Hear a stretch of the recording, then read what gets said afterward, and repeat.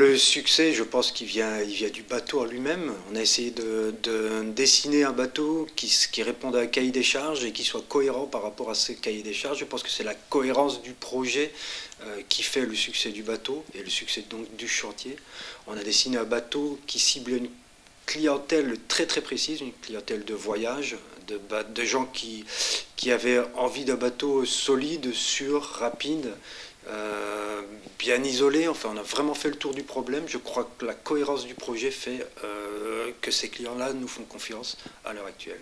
C'est des clients qui viennent de partout. On a aussi la chance d'avoir été répertorié sur beaucoup de sites à l'international. Donc le Boréal est cité en exemple comme bateau de voyage aux États-Unis, en Nouvelle-Zélande ou en Norvège. Et donc ça nous ramène une clientèle étrangère. Dans la presse, il a été élu bateau de l'année en 2010 en France. Il a aussi été surtout élu bateau de l'année à Hollande en 2011.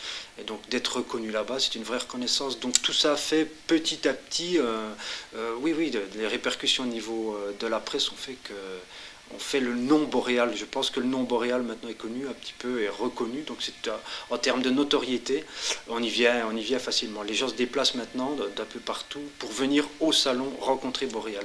Et ça, c'est un grand point.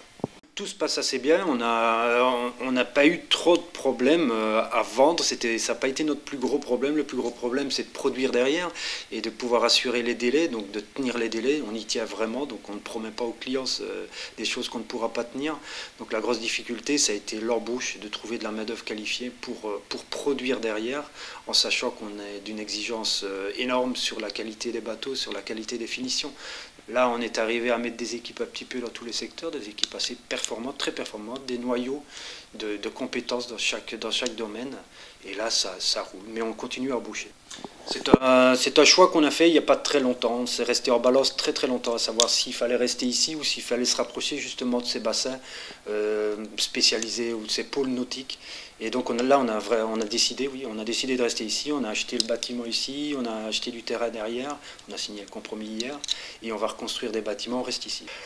Le choix s'est imposé quand on s'est rendu compte que ces noyaux de compétences, on ne les retrouverait pas immédiatement ailleurs et donc on prenait un grand risque humainement et techniquement à aller recommencer tout ailleurs. Donc on a décidé de garder notre personnel, de garder notre chantier ici en Côte d'Armor.